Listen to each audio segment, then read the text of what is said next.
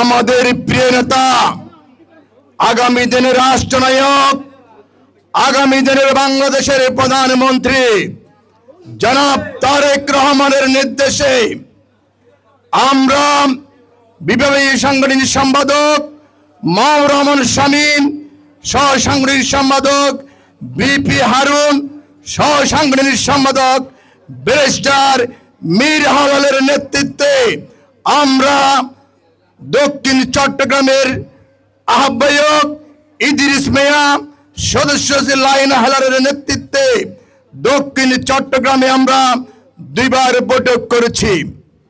এইটাই বৈঠক করেছি আমাদের প্রিয় নেতা তারেক রহমানের নির্দেশে। আমাদের প্রিয় নেতা তারেক রহমান আমাদেরকে নির্দেশ দিয়েছেন সাতকানিয়া লোহাগড়াতে ঐক্যবদ্ধ হতে হবে। ঐক্যবদ্ধ না হলে আমাদের প্রিয় নেতা তারেক রহমান কঠিন সিদ্ধান্ত নেবে।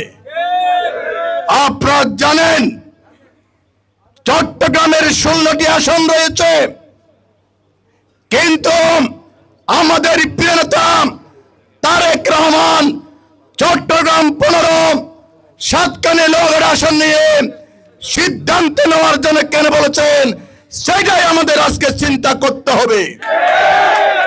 আমাদের প্রিয় নেতা তারেক রহমান সুদূর লন্ডনে বসে তাকে নাই কোন জায়গায় কি অবস্থা হচ্ছে, কোন আসনে কি অবস্থা, সেটাই তারেক রহমান খবর নিয়ে আমাদের ঐক্যবদ্ধ হওয়ার জন্য নির্দেশ দিয়েছেন। আপনারা জানেন চট্টগ্রামের 16টি আসনে আমাদের কোন প্রতিনিধি হবে কিনা সন্দেহ, কিন্তু আমাদের প্রিয় নেতা তারেক রহমান এই চট্টগ্রাম 15 নিয়ে প্রতিদ্বন্দ্বী হওয়ার সম্ভাবনা রয়েছে বলে আমাদের ঐক্যবদ্ধতাকে রাজনীতি এবং নির্বাচন করার জন্য সিদ্ধান্ত দিয়েছে।